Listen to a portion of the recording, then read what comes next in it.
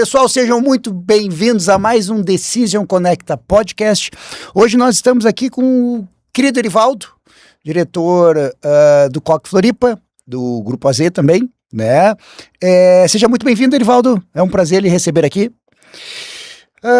Erivaldo, tem uma história muito bacana, que é algo que a gente estava conversando agora, que me chama muito a atenção, né? Essa questão dos pré-vestibulares e tal. E a gente estava conversando, eu estava falando também sobre a minha época, né? Acho que foi o boom que existiu. Eu queria que a gente começasse um pouquinho assim, ó, que tu me falasse um pouco sobre quem é Erivaldo, professor de matemática, né? E contasse um pouco da tua história, Erivaldo, com relação a, poxa, por que tu...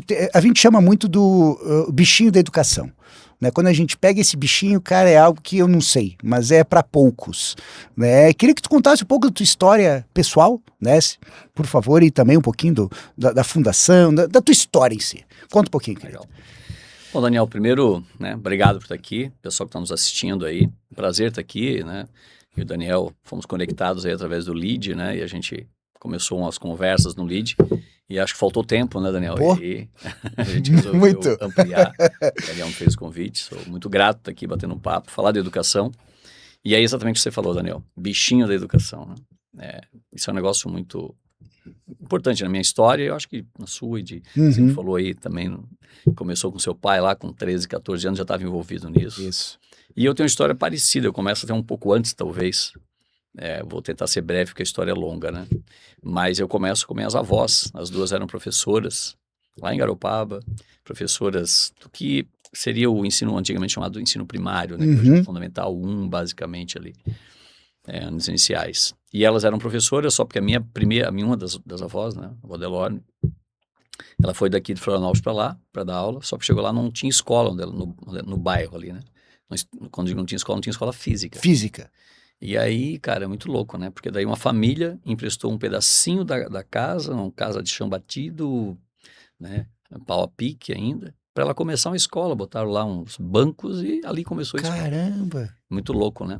E ela começou alfabetizando esse pessoal lá. E para encurtar a história, essa família que cedeu o espaço para ela, depois teve um filho. A dona Delorme, minha avó, teve uma filha. Eles se casaram e eu sou fruto desse casamento. Poxa. Então, minha história de educação ela é muito antiga, né? Porque nasce nisso. E aí eu vi minha avó trabalhando na escola multisseriada, que muita gente não sabe o que é. Aquele dia lá no Lídia a gente até conversou, o Marafon depois veio falar comigo, falou, pô, eu lembro lá no interior. Pô, multisseriada, várias disciplinas, acho, né? Não, eram várias séries, né? Antigamente chamavam de séries juntas. Então a professora, ela dividiu o quadro em 3, 4 partes e falava um pouco para primeiro ano, outro para segundo, outro para terceiro, outro para quarto, tudo misturado. Porque eram poucos alunos e todo mundo não tinha muito professor. Então começou assim a história com ela. Depois meu pai virou professor de matemática, foi secretário de educação em Garopaba, foi coordenador de educação, então tem uma história muito grande na educação também. E aí, cara, não teve jeito, né? Eu fui fazer matemática, também apaixonado por educação. Depois até fui para engenharia civil, fiz, né, engenharia civil, mas não adiantou, né? Fiquei na educação. Entrei na iniciativa pública primeiro, passei em concurso público e tal, e depois fui para iniciativa privada. E aí entrei na Energia em 1995, na Rede Energia. Por isso que eu te perguntar, datas para a gente ter Isso, em 95 foi quando eu pisei meu pé. Aqui em Floripa, aqui? Em Floripa. Tá. Comecei a dar aula com 18 anos, lá em Imbituba, substituindo meu pai. Caraca, que legal. Olha que legal. E aí depois vim para Florianópolis, casei, vim para cá. Vim para fazer engenharia civil, já era formado em matemática, mestrado e tal, mas vim fazer engenharia civil. E aí descobri o Energia, através de um cartazinho, precisava de monitor, fui lá, fiz uma prova, passei. E aí eles me contrataram, fiquei 17 anos professor exclusivo deles, viajando 5, 6 cidades por semana, na época do auge do pré-vestibular, né, que tinha pré-vestibular em todas as cidades, basicamente. Viajava para a região norte aqui, cara. Saía na quarta-feira, voltava no sábado, viajando várias cidades, cheguei a dar 70 aulas por semana. Poxa! Loucura, aula pra caramba. Tá com voz ainda? Ainda sobrou. Sempre tive, graças a Deus, a voz sempre me ajudou, cara. E aí depois, resolvi, aí claro, né? Fiquei vários tempo na Energia, depois comecei, meu primeiro empreendimento na educação, né, foi um curso de matemática, que seria um curso pré-vestibular de matemática para os alunos que faziam pré-vestibular, mas ainda não se sentiam confiantes. Lembro dessa época, lembro, total. Sempre fazia 1, 2, 3 cursinhos, principalmente quando precisava para engenharia ou para alguma medicina. Perfeito. Chamava isoladas. Isoladas, específica, né? Isso. E a gente começou, chamado curso 100, Centro de Estudos de Matemática, eu e o professor Baiano, né, somos sócios até hoje. E só para ter ideia, Está completando 22 anos o curso. Ainda tem hoje, eu ainda dou aula. É onde eu dou aula ainda, né? Sim. E também no Colégio Cuba. E não vai deixar nunca de dar aula. Ah, é muito bom. Muito bom, né? Isso, e depois daí, cara, ali a gente teve muito aluno nesse curso de matemática e nos credibilizou para montar uma escola pra gente. Aí, em 2012 a gente monta o Coque Floripa, né? A gente entra de sócio, quem estava aqui. Era uma escola que não estava caminhando bem na cidade, as pessoas chamavam de COC, nem falavam, nem pronunciam. Não se pronunciava Coque, cara, era muito louco. Tinha uma historinha rápida. Conta. Quando eu peguei e assumi o Coque, né? Eu resolvi dar camisetas do Coque para todos os alunos. Tá. Para que as pessoas passassem a saber o que era. Conhecer. E aí, claro, vários alunos iam almoçar ali pelo centro, perto da Vidal Ramos, era por ali, na escadaria do Rosário. E aí, cara, um dia eu fui no restaurante, um senhor me chamou, eu estava saindo, amigo, você pode me responder a tua camisa? Que movimento é esse na cidade? Que movimento é esse COC? E aí tu vê o movimento COC. Ele viu tanta gente, mas ele não pronunciava ainda. Então, era uma marca muito forte de São Paulo, né? Pois então, era a época que eles patrocinavam a equipe de vôlei, né? Era feminina, né? Nossa, o Coque, né? Ele cresce na mão do Chain, né, Zay? Sim. E ele ficou muito grande, né? Patrocinou muita gigantesco, coisa, claro. aparecia nos campos de futebol, jogos da seleção, era um negócio, uma marca muito forte. Mas em Florianópolis é um pouquinho mais bairrista, né? Então... Pois é, exatamente. Ela demorou para entrar. Então chegou o Coque aqui, mas a energia era muito forte. E ele não fez barulho, né? Tanto é que quando eu cheguei no Coque, tinham 90 alunos. E desses 90, boa parte era com bolsa ainda, então... Negócio perfeito para dar errado, né? Exato. Mas empreendedorismo tem um pouco de loucura junto, né? Sempre tem, né? Você sabe disso com muito certeza. bem. E aí, cara, a gente foi lá, já colocamos um SEMI, na época tinha, que é um pré-vestibular, um SEMI, um curso meio ano, né? E aí a gente já botou 700 alunos para dentro. Semi-intensivo, acho que Extensivo. Extensivo, isso. O extensivo anual e o semi-extensivo, é isso aí. E aí, cara, deu certo, né? E aí a gente começou ali, aí cresceu a marca, e bom, resumindo, aí daí pra frente a gente montou isso, depois montei o AZ Floripa também. O AZ Floripa é do Grupo SEB também, porque depois o Coque Floripa, né? Que era meu e do Baiano e do irmão do Chain, eram nós 3 sócios. Em 2017 eu fiz uma venda, uma parceria aí com o Grupo SEB assumiu, e eu tô na gestão nesse período por uma questão de acordo. Sim, aí, né? claro, sim. E o Grupo SEB hoje ele não é mais dono da marca Coque Editora, é dono do AZ. AZ. E o AZ é uma marca, né, forte também. Começou no Rio de Janeiro, o Grupo SEB comprou, o Chain comprou, e hoje está no Brasil inteiro. E aí a gente resolveu colocar um AZ aqui também, justamente para ter essa marca forte de Santa Catarina. E aí coloca o AZ, a gente hoje está crescendo, ano que vem a gente vai para o Fundamental no AZ também. Pegamos um prédio enorme ali no centro agora. Bom, resumindo, as duas marcas estão crescendo muito bem.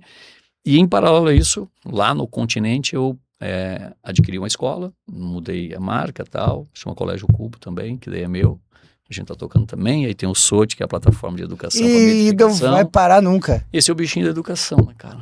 Não tem jeito, vou te né? falar só uma coisa, quando eu vendi, como eu sou de Garopaba, você deve conhecer provavelmente claro. A região. Quando eu vendi, cara, teve aquele momento que eu falei, sabe de uma coisa? Vou montar umas pousadas em Garopaba e vou viver de pousada, né? Sim. E é um óbvio, né? E aí, cara, mas não durou esse pensamento muito tempo, não. Aí eu resolvi criar a plataforma do SOT Educação, e aí todo o investimento foi para lá, comprei outra escola. E é o bichinho da educação, né, cara? Explica eu não me vejo fazendo da tua plataforma, como que ela funciona? Cara, a plataforma do SOT, o objetivo dela, né? Eu criei porque, assim, eu comecei a ter muito resultado positivo, primeiro colocado geral na Federal, várias vezes no COC, e depois também fiz no AZ, resultado de Enem, o último Enem a gente foi primeiro e segundo, o AZ foi o primeiro, o COC foi o segundo de Floripa, então, em termos de dados, resultados, a gente é muito forte hoje, né? É quem mais faz resultado, com certeza, aqui. E um dos mais fortes do estado, se não o mais forte. Mas eu fazia tudo isso porque, como eu sou matemático, eu acreditava muito que os dados é que deveriam metrificar a educação e não só o achômetro ou a sensibilidade de um professor, por mais que eu seja professor, e o professor tem essa capacidade de sentir, mas os dados não mentem, não né? mentem. São frios, às vezes machucam. Duros. Machucam, mas eles são eles. E aí eu tinha, na época, cara, vários aplicativos que eu comprava e muito Excel para ter esse conjunto de dados. E eu era um pouco inconformado que não tinha algo que juntasse tudo. E aí eu criei a plataforma SOT. SOT é uma palavra indiana que significa pensar. Matemática é muito forte na Índia, então fui buscar lá o nome. E é uma plataforma de metrificação, onde essa semana atendi um casal de pais até, também uma conexão com o lead lá. Uhum. E eu mostrei a plataforma assim, eles ficaram encantados. Por quê? Vou dar um exemplo aqui, trazendo para o nosso bem dia a dia. Hoje você já tem filho? Tenho. Quantos? 7 anos. 7 anos. Daqui a pouco vai chegar um momento em que você vai na escola e ele vai ter um boletim, ele vai ter uma nota. Uhum. E por mais que seja uma escola, né, um pouco mais disruptiva, sempre vai ter a nota agregada, né? E aí você chega lá, seu filho tem 7 em matemática. E eles vão perguntar para você, tá, mas você pergunta, tá, ele tem 7, significa o quê 7? Mas não, ele sabe 70% do que foi ensinado. Mas se você perguntar o que ele não sabe, as escolas não conseguem responder. Porque isso não está registrado em lugar nenhum. Tem uma prova que foi feita. Mas mesmo que o professor analise, é uma questão, como é que eu posso dizer que ele errou aquela questão e não sabe aquele conteúdo? Pode ter sido uma bobeira, alguma coisa aconteceu naquele meio do caminho. O SOT traz uma metrificação diária de todas as aulas. Então, todo dia o professor dá uma aula e ele libera no aplicativo a aula para o aluno fazer uma bateria de testes. Quando ele libera essa aula, ele já libera uma videoaula para o aluno, um resumo da videoaula que eu chamo de Fast Learning. Uhum. Essa aula na faixa de 10 a 15 minutos, que é o que o aluno suporta, e ainda um resumo de 3 a 5 da mesma aula.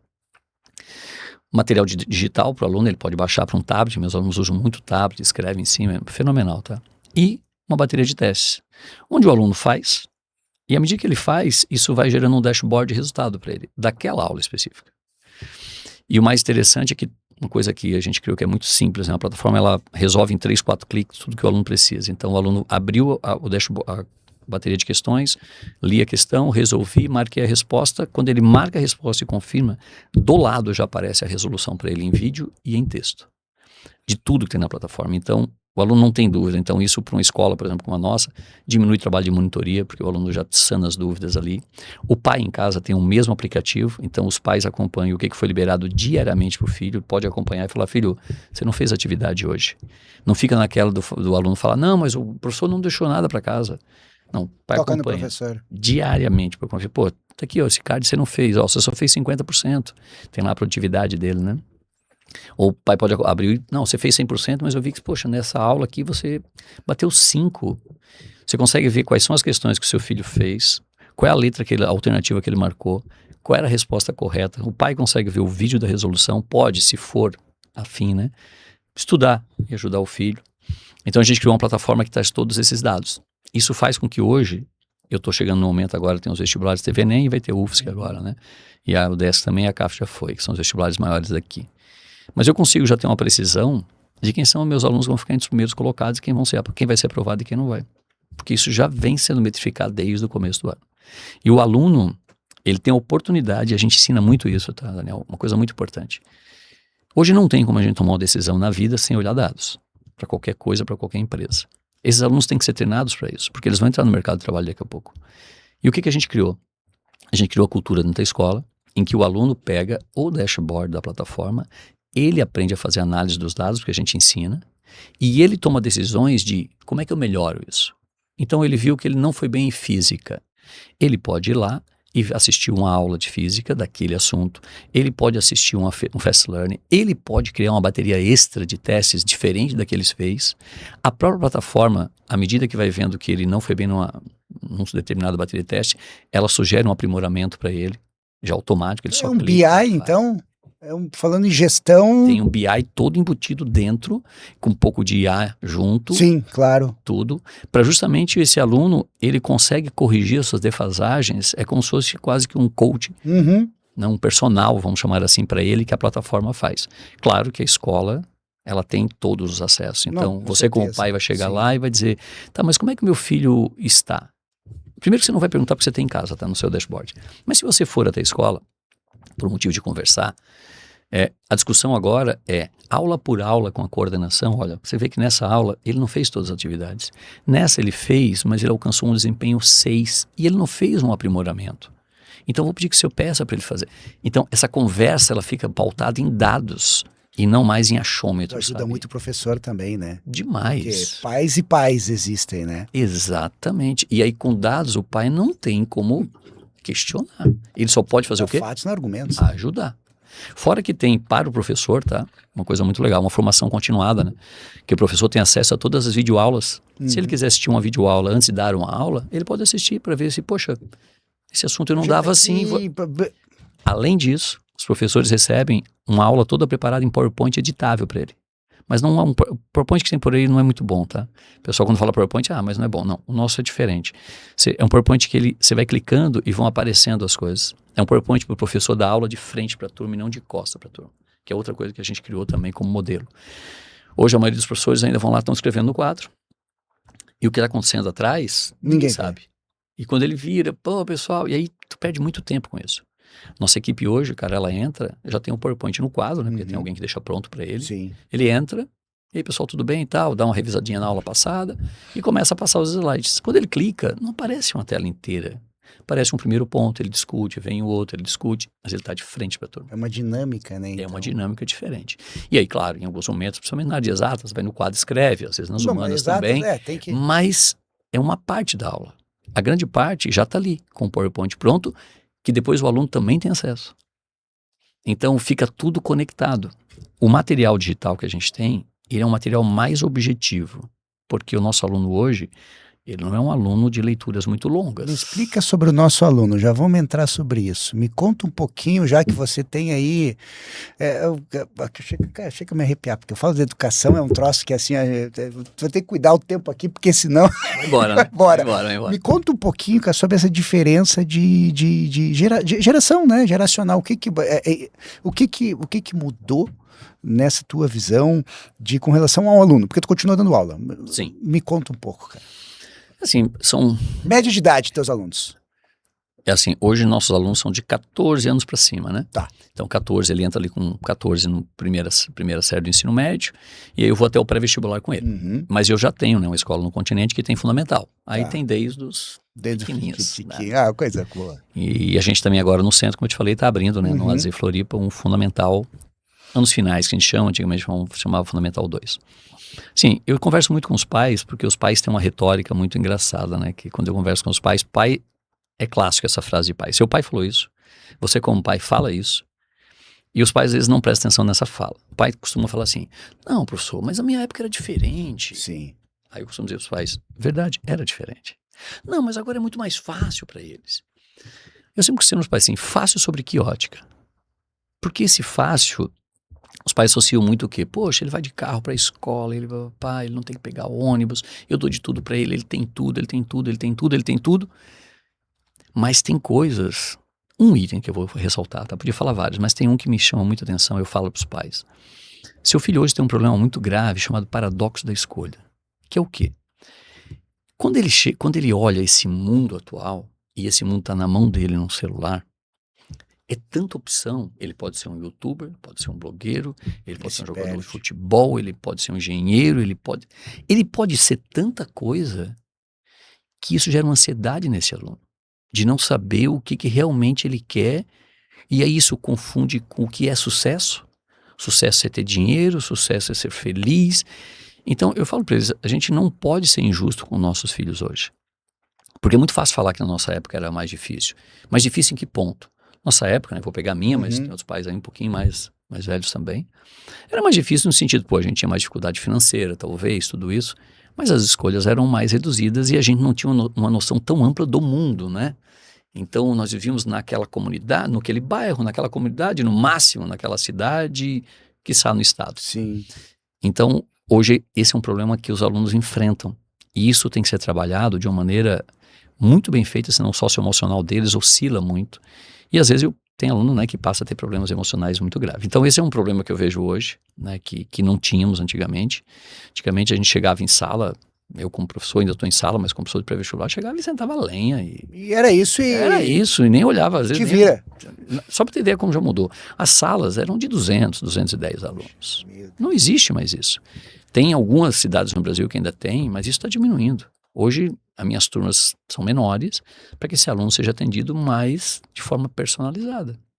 Aí eu tenho vários psicólogos na escola, eu tenho um pessoal para orientar estudos, que é outra coisa que a gente criou que tem que ter. Então, às vezes o aluno não sabe como estudar, ele não aprendeu a estudar, ele estuda para a prova, e não se estuda para a prova, tem que aprender que o estudo é contínuo. Então a gente criou uma cultura na nossa escola que o aluno estuda continuamente. Só para você ter ideia, uma coisa que, quando eu falo isso, geralmente já tem alguns alunos que nem querem mais vir para a escola, mas vamos lá. As avaliações na escola, por exemplo, ali, tanto no COC como no AZ, primeira série do ensino médio, vamos pegar uma como exemplo. Eles fazem prova toda segunda, toda quarta, toda sexta. Uhum. Como eles fazem prova segunda, quarta e sexta, eles têm que dar todo dia. Não dá pra estudar na véspera de prova. Sempre é véspera, né? Sempre é véspera. E aí quando você faz aquele negócio de ter só a prova na véspera, e a gente já tem esse calendário do ano, né?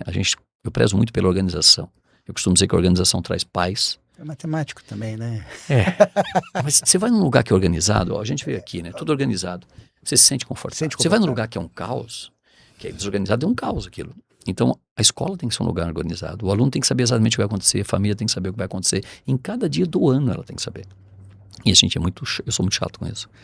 Então, tudo isso gera nesse aluno um pouco mais de quê? De paz para ele. Aí eu tenho um cara que orienta ele a estudar, quantas horas ele tem que estudar por dia. Aí a plataforma diz para ele o que ele tem de tarefa no dia, como é que ele pode melhorar. Auxilia ele, né? O tempo todo. Então, esse jovem hoje é um jovem diferente nesse ponto, tá? Como eu te falei, aí indo com outra ponta que a gente comentou um pouquinho antes. Pré-vestibular, antigamente a gente tinha ali um pré-vestibular que, nossa, era uma festa, era um auê, tinha um professor showman, né, que tinha. Hoje isso diminuiu bastante no pré-vestibular. Não tem mais ninguém vestido de, sei lá, tubarão. Pô, nós temos um aulão agora pro Enem. Só porque a gente fez um aulão pro Enem, olha como mudou. Antes o aulão do Enem, às vezes era na véspera do Enem. Pô, mas fazer um aulão na véspera, tu tá cansando o teu aluno. Então o que a gente faz, cara, hoje? Era sempre assim uma semana antes do Não, era no dia antes, às vezes, cara. Até às vezes no mesmo dia teve, tá? Caramba. Já fiz aulão, eu passei do aulão, que o aulão era de manhã, a prova era tarde. Caramba. Olha o cansaço desse moleque.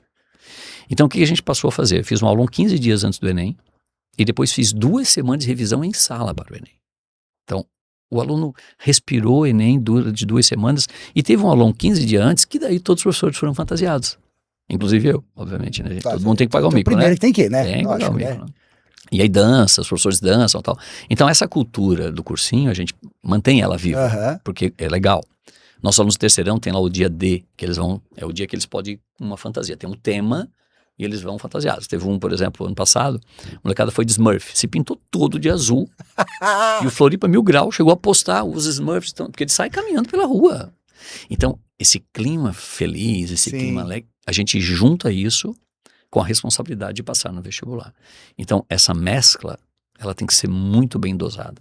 Se você só estudar, você pressiona demais. Eu já peguei alunos que vieram de outras escolas, às vezes, tomando remédio, medicação, porque a pressão era muito grande, principalmente o pessoal que é medicina, né?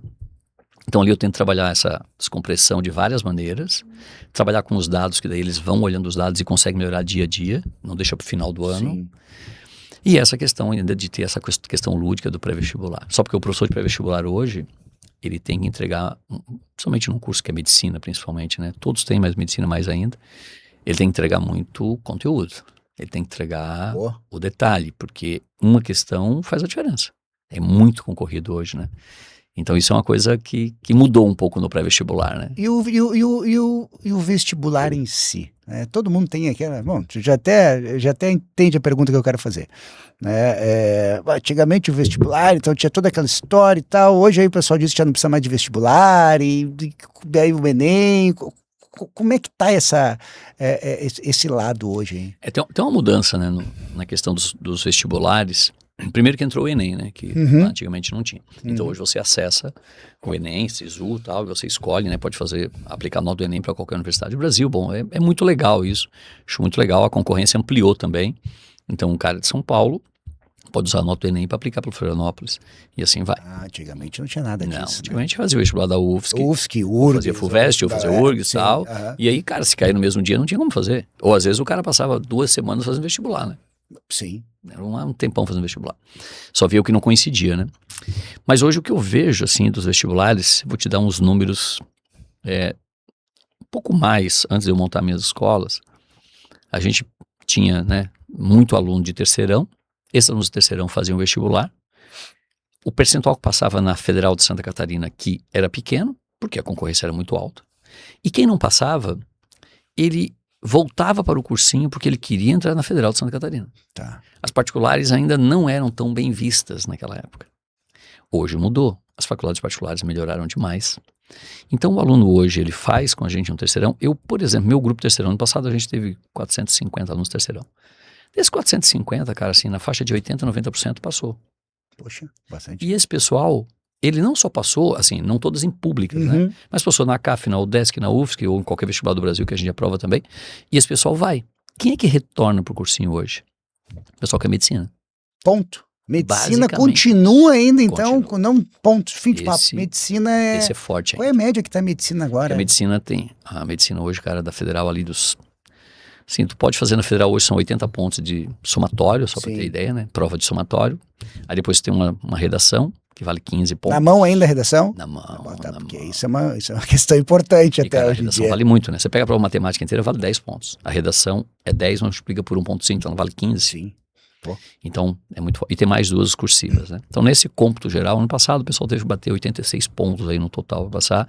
É um número alto. Não, hoje a concorrência... E assim, a diferença de quem entra para quem não entra, às vezes é 0,3, 0,4, 0,5. É bem pequena, né? Então, a medicina continua. Então, o pré-vestibular, ele tem essa característica hoje, né? Então, eu costumo dizer que o pré-vestibular hoje, ele veio para o terceirão.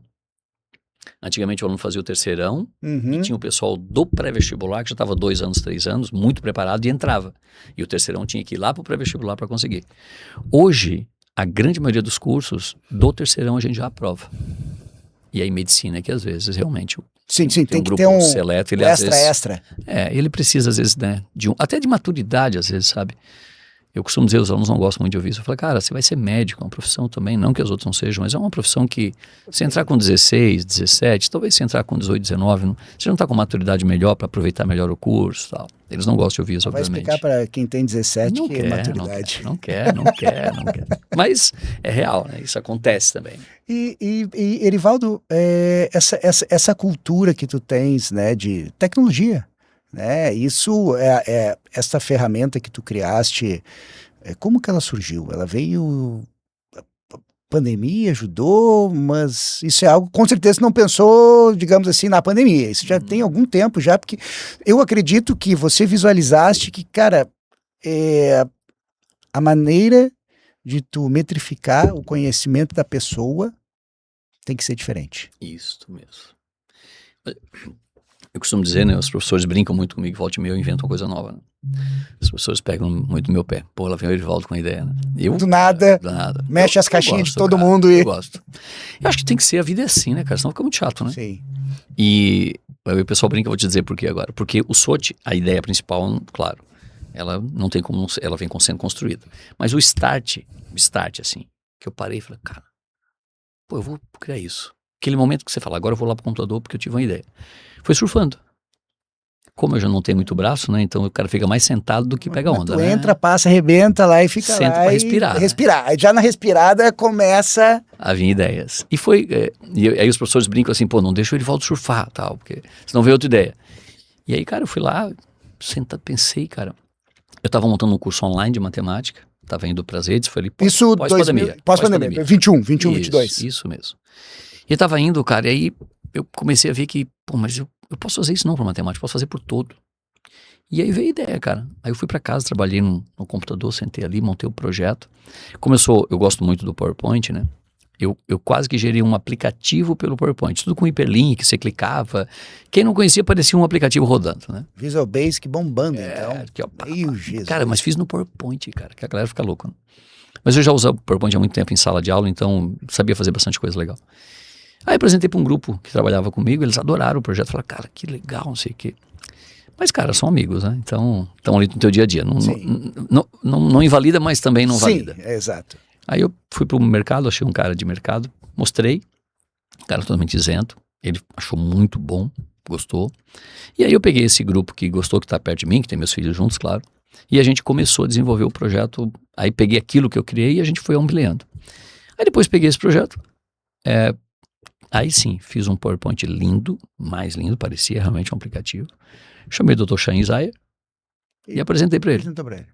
E ele curtiu. E aí, resumindo o final da história, né? Ele comprou 20% do PowerPoint. E aí a gente botou para rodar, cara. E o troço, pelo jeito, tá mudando a maneira de... Tá mudando, assim, é bem diferente. As escolas estão utilizando.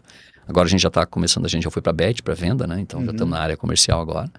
E daqui para frente a gente, né, já está temos escola em Manaus que tem em Porto Seguro, tem no Rio de Janeiro, tem em São Paulo, tem aqui em Florianópolis uma escola que é parceira que a gente deixou usar porque senão tem a concorrência, né? Sim. Mas a gente já está em vários lugares, cara. E assim, as escolas que estão utilizando, Elas estão mudando a cultura do aluno. É isso que eu ia te perguntar. Isso é que é o mais importante. Porque a cultura de vocês, pelo jeito, é diferente da cultura das outras escolas. Isso vem de ti. Eu acho que eu e meu grupo, né? Eu acabei criando um grupo que entende o que eu quero, né? Hoje o grupo é muito fechado, assim, muito fácil de conversa, né? E a gente está sempre, por exemplo, vou dar um exemplo, tá? Esse final de semana eu tenho uma reunião com eles que eu quero dar mais uma ajustada num negócio lá. Até o cri-cri, né? Isso, cara. Pô, vamos melhorar isso aqui, vamos melhorar, vai ficar melhor para o aluno. Sim. A gente tem um pré-vestibular que nos últimos 6 anos aqui, por exemplo, nos últimos 6 anos a gente fez 5 vezes o primeiro colocado geral da Federal de Santa Catarina. Ano passado a gente fez dos cursos da UFSC 14 primeiros colocados. Então funciona, ponto. E o legal é que quando eu pego os dados da UFSC, do cara que passou, e pego os dados da plataforma e comparo. Dá certo. Vou dar um número aqui que me veio na minha cabeça. O 4º colocado geral ano passado, um cara que fez só um curso de meio ano com a gente. Tá. Detalhe, usando só a plataforma. Só a plataforma. Esse aluno, a diferença dele da nota da UFSC para a nota do SWOT foi 2,2. Caramba. Então, assim, a gente está muito alinhado, sabe? O aluno que leva muito a sério a plataforma e entende como é que ela funciona, e entende a cultura de ele olhar os dados e corrigir os dados, olhar os dados. A hora que ele entende isso, não é simples, mas as escolas que estão começando a fazer com que isso realmente aconteça, ele tem um outro tipo de aluno. E aí, quando eu falo isso, não é só para o vestibular, porque daí é o grande lance. A gente não está preparando um aluno para o vestibular, é para a vida. Essa preparação desse aluno, de dizer, peraí, você concorda comigo que esse aluno, quando tiver uma empresa, a noção de dados dele... Lógico, claro. Vai dizer, cara, deixa eu ver os dados. Vai vir alguém falar para ele, não, porque isso... A gestão é diferente, cara. E se ele for um cara que esteja sendo gestado por alguém, ele também vai trazer isso para a gestão. Então, a gente está preparando aí um batalhão de pessoas que elas passam a olhar os números, não mais com medo, porque a matemática é uma área, né, que muita gente ainda... Sempre. Meu Deus, matemática, mas até na pós-graduação. Entrou em matemática financeira e... Estatística. Mas eu nunca vi matemática financeira, meu Deus. Bom, falou estatística, aí sim, aí tu... E isso, o que a gente faz hoje, é estatística pura, né? Total. Então, esses alunos, claro, de uma maneira, né, não é no nível de estatística que a gente trabalha no curso de graduação de matemática, mas essa questão de olhar os dados, olhar um dashboard, clicar, ir para cá, deixa eu vir lá, agora eu vou lá fazer a correção disso aqui. Esse aluno passa a ter uma habilidade, uma competência diferente de outras pessoas que estão indo lá para o mercado de trabalho e para a universidade. Então, eu tenho certeza que o que a gente está fazendo é contribuir realmente para um crescimento desse aluno. Questão de foco também, né? Uma outra observação que me perguntou sobre escolas também. A nossa escola, até a campanha que eu botei no mercado aí, a campanha está na rua, é o equilíbrio entre tradição e inovação. Eu vi. É muito comum, teve um momento na educação que as escolas de ensino básico, elas meio que negaram o tradicional. Tudo que é tradicional não é bom. E tudo que é disruptivo é bom. E aí vem as escolas, né, várias escolas aí mais disruptivas, de vanguarda e tal, que eu acho maravilhoso o projeto, só porque deixaram o tradicional de fora. Por que eu te falo isso, Daniel? Por exemplo, né, quando você vai preparar um podcast, quando você vai preparar uma apresentação, como você apresentou no Lead, vamos pegar aquela que você estava lá apresentando, foi muito boa. Quando você foi apresentar, você teve que tirar um tempo seu e focar. Ponto. Não tem como não. Só porque hoje nós temos escolas que às vezes elas estão fazendo os alunos tudo em conjunto, tudo é mão na massa, tudo é meio cultura Google, que até o Google já voltou atrás. E isso é uma coisa que tem que ser repensada, porque esse aluno ele tem que aprender que em alguns momentos é um momento solitário de aprendizado dele. Ele tem que ter esse momento de foco, que tem a ver com um pouco do estudo, né, da educação tradicional. Então, eu trago a inovação na tecnologia, nessa cultura de dados, na interpretação de dados, mas eu também mostro a ele que tem alguns momentos que ele tem que estar solitário, focado para que ele produza. Eu participei de uma palestra de uma psicóloga que falou um negócio que me chamou a atenção. Ela falou o seguinte, para todo mundo, né, numa palestra, num grande grupo, ela falou, olha, hoje se cada um de vocês aqui, para adultos, tá, donos de escola, se você não consegue ficar ficar pelo menos 2 horas focado em algo, se você não consegue, você já é um fruto do meio da tecnologia hoje do passar o dedo. Passar o dedo. E se você pensar, tem gente que não consegue ficar 2 horas mais focado. Você pede para ela ficar focada num assunto determinado, seja qual for, seja um livro para ler. Tem gente que não consegue. Então a gente está vivendo isso. Então nós criarmos isso nos nossos filhos, e é o que eu estou levando lá para o fundamental. Meu fundamental agora, ele vem com a cultura STEAM, né, que é uma cultura de ciência, tecnologia, engenharia, artes, matemática, que é mão na massa, é maker, é reunir, é discutir projeto, é ter protagonismo, tudo isso. Mas vai ter um momento que ele tem que estudar, sozinho. Que ele tem que produzir sozinho. para ele também desenvolver essa habilidade, senão ela se perde no meio do caminho. Né? Isso é o famoso não ser 880. Exatamente. Né? Yin Yang, preto e branco. A vida é assim, né? Sempre foi, né? Sempre foi tem assim. gente que tende a polarizar Tende a polarizar as coisas. Então os radicais, não precisa chiitas, disso. etc e tal. Né? A história mostra isso, né? E na educação não é diferente, cara. Então a gente está trilhando esse caminho do meio. E assim, o resultado assim, é muito bom. Ontem a gente teve esse casal que eu atendi. E ele, a esposa dele, ele depois disse assim, nossa, ele falou, cara, tu falou tudo aquilo, andando pra escola, que clima gostoso aqui na escola, como é gostoso, parece um clima de universidade e tal. A gente criou esse clima gostoso, com vários eventos, então, claro, né? Adolescente, você tem que oferecer coisas, bons eventos massa pra ele. Então a gente tem uns eventos muito irados, que eles adoram. Irado? Me diz que eu não sei mais. Vou te falar, vou começar alguns, tá? A gente começa o ano, por exemplo, com o que a gente chama de navega. Pega as escunas aqui, 4, 5 escunas, lota, e eles vão para as ilhas de Florianópolis. Imagina, tu e teus colegas, uma escuna aqui, outra escuna do lado, outra do lado, um brincando com o outro, aí mergulha lá na ilha, almoça na ilha, conhece a ilha, volta. Isso é equipe, né? Tu chama equipe, tu já integra. No começo do ano isso. Aí tem trilha que a gente faz, aí tem um que a gente chama de churrascoque, né? Tem o AZ e o coque ali, os dois. A gente brincou com a palavra, ficou muito legal. E aí um dia, cara, é um dia de descontração, a gente fez lá em Canasvieiras, num espaço muito legal. E eles, a gente joga futebol, beach tênis, vôlei, tem campeonato de tudo, mas é comida, quem não quer fazer nada fica na árvore, não tem obrigação nenhuma de nada. Sim. Mas é um dia para eles ficarem, e aí toda a equipe vai, né? Nossa equipe toda. É isso que eu ia perguntar, então eles vão também. Os professores vão. Claro. Nós jogamos, por exemplo, campeonato de futebol, o nosso time joga, os professores jogam. A última a gente ganhou, tá certo que o juiz é nosso, mas né? A gente brinca, os alunos ficam loucos. Mas cara, assim, então é um clima que tu vai deixando o aluno gostar da escola, mas ao mesmo tempo tu mostra para ele que, cara, o mundo lá fora vai precisar que você esteja preparado para ele, né? Então a gente não deixa de mostrar, mas mostra que isso pode ser feito de uma maneira alegre, de uma maneira feliz, que é o que eu acredito como ser humano, né? Aí tem um pouco todos nós colocamos um pouco das nossas crenças naquilo que a gente faz, né? E eu acredito que a vida é essa, cara. A vida tem que ser vivida de uma maneira feliz, mas dedicada. Dedicada, né? Dedicada, cara. Então, assim, aquilo que a gente se dedica tem que fazer bem feito, né?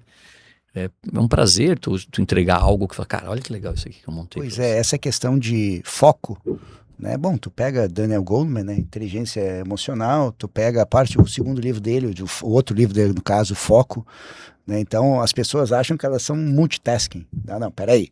Multitarefa é uma coisa, mas o foco tu não consegue focar em duas coisas ao mesmo tempo. Então não me vem com aquela história de que tu tá olhando o telefone, tu tá vendo o filme, tu tá prestando atenção nos dois. Peraí. Que nível de prestar atenção? Que nível de... Exatamente, entende? Aí vem essa grande questão. Não, tu pode escutar e tu pode estar aqui, mas na verdade tu não tá prestando atenção em nada. Fica superficial. Fica superficial. E que é o que a gente nota hoje, quando você senta para fazer uma conversa com pessoas. Deus o livre. É muito superficial, né? Com pessoas, né? Conversa com pessoas boas que tu... Deixei bem claro. Né? É superficial, né? Se tu for um pouquinho para... Já as pessoas não sabem. Então, eu acredito muito nessa questão, quando eu falo do foco, né? Eu vejo como um dos problemas, e quando a psicóloga falou aquilo, eu falei, pô, que legal que aquilo que está na minha cabeça, que eu estou vendo... Tá correto. Tá alinhado. Tá alinhado. Vamos dizer alinhado. Não quer dizer que né, ela seja dona da razão, nem eu. Mas tá alinhado com o teu pensamento. É o que eu sinto que o meu aluno hoje, ele vai para a universidade, desempenha bem, entra feliz na universidade, não entra... Mesmo o pessoal da medicina. Ano passado, cara, a gente aprovou 32 alunos em medicina na UFSC, que é um número fora da curva para 100 vagas, tirando ainda tem cotas, quase tem mais... 50%, né? Não, mas é porque a maioria deles, né, já tem a parte de cotas que separa, né? Então, tem mais essa, é verdade. Então, cara, assim, é um número muito expressivo, muito expressivo. Então, assim, esse aluno entra, mas está entrando feliz. Porque ele passou o ano, claro, vai dizer que, mas, pô, o aluno tem aquele momento de emoção, de... Não, é pancada, triste. Não é... Porque a vida é altos e baixos, né? Não é não, Daniel. Tu também sabe disso. Nem tudo que tu fez deu certo, nem tudo que eu fiz deu certo. Teve hora que a gente olhou e falou, poxa. Tem aquela manhã que tu chora, briga contigo, não quer fazer nada, e depois aí. Tu diz, almoça, dá uma descansada e... Não, peraí, cara, não é bem assim, calma. Eu acredito que a grande questão é pensar com a gente mesmo, né? Esse é o fato, né? Eu costumo dizer isso para os alunos, sabia, Daniel? Também é engraçado que a gente tem umas conexões aí. Eu falo, cara, cada um de nós é um indivíduo solitário. A gente não pode esquecer disso. Eu tenho minha esposa, eu tenho meus filhos, eu tenho meus pais. eu tenho minha comunidade, eu tenho tudo isso. Mas cada um de nós é um ser solitário e a gente tem que saber se resolver da melhor maneira possível, senão a gente sofre com coisas que tem na vida, né? Então eu bato muito nessa tecla com os alunos e como eu te falo, né, o cara que é medicina, eu sempre digo para eles, é um projeto. E é um projeto às vezes de 2, 3 anos. Porque às vezes esse aluno fez um ensino médio em alguma escola que não levou ele para o patamar que tinha que levar. A culpa não é dele. Então eu tenho que recuperar esse aluno, às vezes leva 2, 3 anos, não tem o que fazer. É longo prazo, né? É longo prazo. Então eu falo, é um projeto. E hoje é muito legal, eu vejo os pais falando isso, os alunos falando. Ó, semana agora, eu recebi vários alunos, ótimos alunos, tá? Com potencial de passar esse ano, já em medicina, do terceirão. E eles foram na minha sala e falaram assim, com a coordenadora, Erivaldo, eles querem falar contigo. Eu disse, o que vocês querem e tal? Aí eles assim, Erivaldo, será que a gente já consegue garantir uma vaga pro ano que vem e tal? Eu falei, que ano que vem, e tal? Aí eles, não, porque a gente sabe, a gente tá preparado, a gente quer passar esse ano, mas a gente também já tá... Preparado para você não passar. Tu entendeu? Mas, pô, é uma maturidade, né? É uma maturidade que vai chegando, né? Para um moleque de 16 anos, 17 no máximo. A gente com 40, 50 não tá maduro ainda. Que não tem essa maturidade.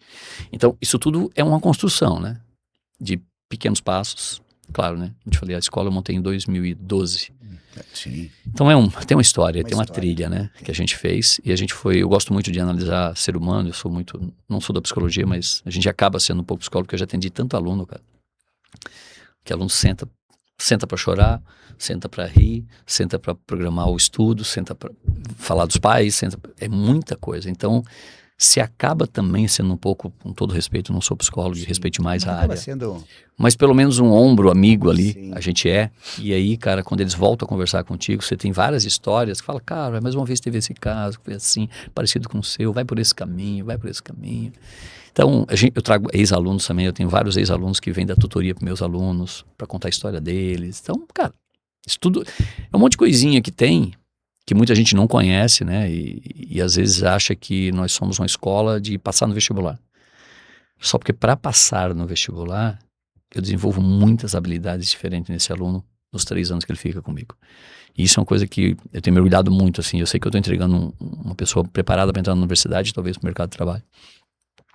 E a gente tem outra coisa que só já toquei aqui, me lembrei agora, né? Muita gente só fala em vestibular, né? A gente aprovou, só para ter ideia, cara, são mais de 100 universidades no Brasil que a gente tem aluno nosso. Porque tem aluno que quer ir para qualquer lugar e a gente tem que preparar, né? Okay. Mas, cara, a gente já aprovou para 74 universidades no exterior. Pô, que bacana. A gente tem um programa com empresas nossas que são amigas, né, e parceiras. E a gente começa desde a primeira série criando um portfólio para esse aluno, para quem quer. Ontem, no Enem ainda, um casal de pais foi lá me cumprimentar. Ô, tudo bem e tal? Ah, vim trazer nossa filha da 2ª série fazer vestibular. Ah, tal.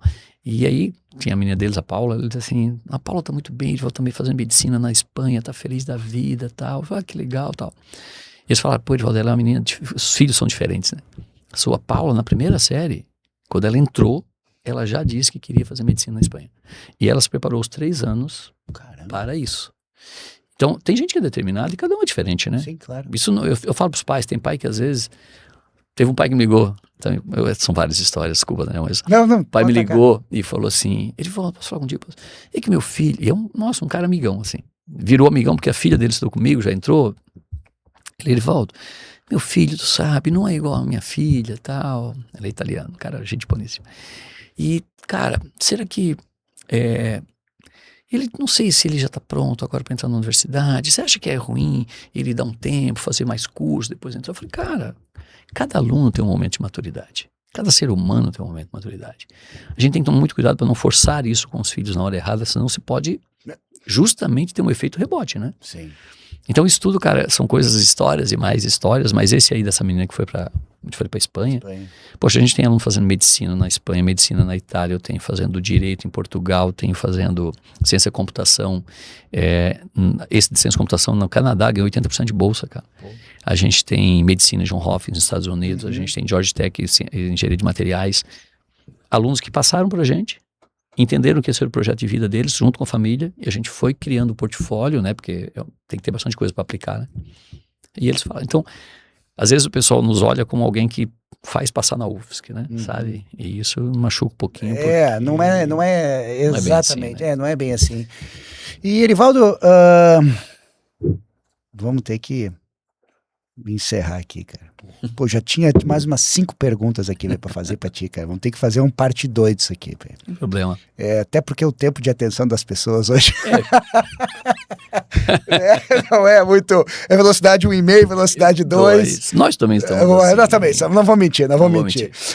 Mas, Erivaldo, eu queria que tu deste vários conselhos, né? Na verdade, tu é um matemático, mas que tem muito lado pessoal, né? Isso é uma questão que eu vejo também no último podcast que eu fiz com o André Barcaui, que é um nosso coordenador de gerenciamento de projetos. Ele é um cara totalmente escovador de bits, digamos assim, mas ele se formou também em psicologia, cara. Então, o que acontece? Então, parece que as pessoas que são das ciências exatas, que eu também sou da administração, mas gosto muito dessa parte de números e matemática, né? A gente, quando pega um lado pessoal, parece que a gente, não sei, cara, não sei, é isso que tu conversou conosco aqui, que essa junção é muito importante. Ela é uma emoção muito gostosa que a gente sente. Erivaldo, como mensagem final aqui para os nossos ouvintes, para aqueles que vão fazer vestibular, o que tu tem para dizer para eles aí, cara? Bom, aqueles que estão agora na eminência, né? Teve o Enem, agora vão para a UFSC, né? Bom, tem 3 semanas para Federal Santa Catarina agora, tá? Para acontecer o vestibular da Federal, que é o vestibular o maior que tem aqui, né? Primeiro, respirar o UFSC nessas 3 semanas, não sobrecarregar demais, ter uma atividade física constante nesse período, dormir bem, dormir uma quantidade de horas boas, não adianta ficar virando, não é hora para isso, mas ao mesmo tempo, continuar estudando, continuar no ritmo. Não pode baixar o ritmo nessa reta final. Porque se você baixa o ritmo, você chega no dia da prova em descendente. Isso é perigoso. Então, cara, mantém um ritmo. E de preferência, na última semana, sabe, dá aquela subidinha para chegar com vontade de fazer a prova. Eu costumo dizer para meus alunos assim, cara, você tem que chegar no dia da prova, não com a sensação de, meu Deus, que bom que chegou, que eu não aguentava mais. Essa sensação é a pior sensação que pode ter no dia. Você tem que chegar assim, nossa, cara, é a minha prova. É agora. Vai dar tudo certo. Essa questão que parece, às vezes, né, é muito simples de falar para você que a coisa vai acontecer e vai dar certo. Esse dia eu vi um vídeo da Larissa, do skate, e ela falando para ela antes de começar a prova, eu consigo, eu posso, eu vou. Ela falando, e aí alguém fez a leitura labial dela. Muito legal. Então, é uma coisa que faz nossa mente trabalhar positivamente. Não tem problema de fazer isso. É que isso foi muito banalizado da maneira como foi feito no Brasil, principalmente, né? Mas é algo que funciona. Eu digo para os alunos, cara, acredita, não pensa diferente. Acredite que vai dar certo, cara. Funciona. Você deve fazer isso, eu também funciona. Então, o que eu posso dizer para eles agora, nesse momento aí, é pensamento positivo, acreditar, a família te acolher, costumo brincar com eles, não briga com ninguém nessas semanas, né? Faça um acordo com pai e mãe, pai e mãe, não briga porque a toalha molhada está em cima da cama, me deixa pelo menos aí 3 semaninhas de boa para eu chegar bem energizado para essa prova, porque estudar já foi. Quem estudou durante o ano, a bagagem está pronta. É isso aí. Erivaldo, prazer, querido. Também, Daniel. Muito prazer. Obrigado. Muito bom conversar contigo, falar de educação, né? E vamos pensar numa parte 2, estava muito bacana. Vamos discutir aí. Obrigado. Falar de vida, falar de um monte de coisa. Coisa boa. Pessoal, muito obrigado por assistirem o episódio de hoje. Não se esqueçam de se inscrever no canal. Um grande abraço e até a próxima. Obrigado.